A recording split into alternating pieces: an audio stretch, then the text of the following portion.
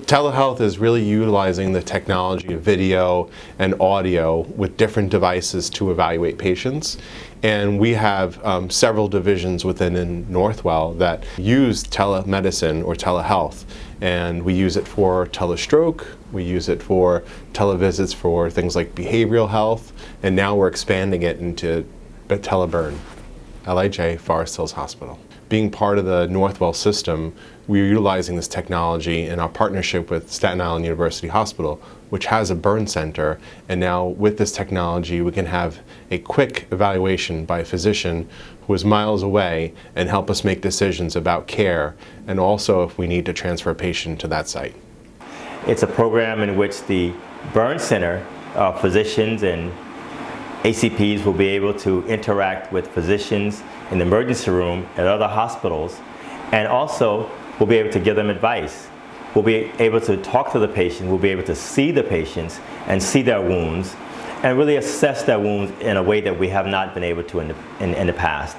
With teleburn, we're able to zoom in and we can see the wound at a much greater depth and much greater clarity. So it's a really clear representative of what the wounds are. We can say with confidence that we've assessed the wound and that we have a good idea what the wound is. Patients who come through our emergency department for all types of burns, most often we see thermal burns, which includes patients who might have burned themselves on a flame at home with hot water. Different things would trigger a patient being transferred to a burn center.